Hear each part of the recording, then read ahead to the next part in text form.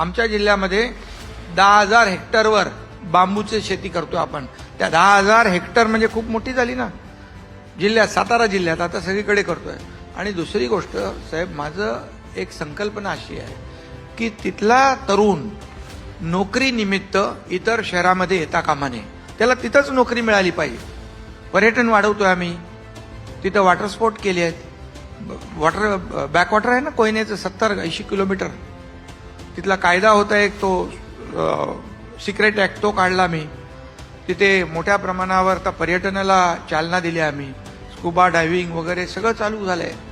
आणि तुम्हाला सांगतो मी, न्यू महाबळेश्वर, नवीन महाबळेश्वर करतोय. आतापर्यंतच्या इतिहासामध्ये ब्रिटिश लोकांचे सगळे हिल स्टेशन आहेत, ब्रिटिश काळातले. हे पहिलं हिल स्टेशन आपण करतोय, नवीन महाबळेश्वर.